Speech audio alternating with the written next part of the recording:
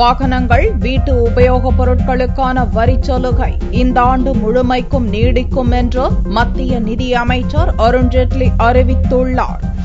மத்திய முன்னாள் நிதியமைச்சர் சிதம்பரம் கடந்த பிப்ரவரி மாதம் இடைக்கால பட்ஜெட் தாக்கல் செய்தபோது தொழில் வளர்ச்சியை மேம்படுத்தும் விதமாக வாகனங்கள், வீட்டு உபயோகப் பொருட்கள், தொழில் முதலீட்டு சாதனங்கள் மீதான உள்நாட்டு வரியை குறைத்தார். அதன்படி டிவி, பிரிட்ஜ், வாஷிங் மெஷின் போன்ற வீட்டு உபயோகப் பொருட்கள் மீதான உள்நாட்டு வரி 12%இலிருந்து 10%ஆக குறைக்கப்பட்டது. தொழில் முதலீட்டு சாதனங்கள் மீதான வரி 12%இலிருந்து 10%ஆக குறைக்கப்பட்டது. கார்கள், மோட்டார் சைக்கிள்கள், ஸ்கூட்டர்கள் மற்றும் வர்த்தக வாகனங்கள் மீதான வரி 12%இலிருந்து 8%ஆக குறைக்கப்பட்டது. பெரிய கார்களுக்கான வரி 27இலிருந்து 24%ஆகவும், நடுத்தர கார்கள் மீதான வரி 24இலிருந்து 20%ஆகவும், எஸ்யூவி கார்களுக்கான வரி 30%இலிருந்து 24%ஆகவும் குறைக்கப்பட்டது.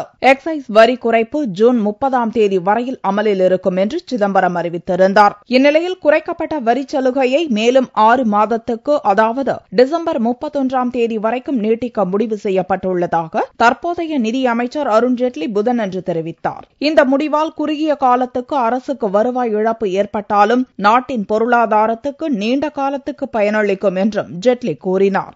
In February this year, excise duties with regard to several categories of automobile vehicles were reduced for a brief period. Similarly, some excise duty concessions were granted on capital goods and some consumer durables. Now these reduced duties had been made applicable till the 30th of June. The government has today decided to extend the facility of these reduced excise duties to all those sections for a further period of 6 months. That is, they will continue till 31st of December 2014.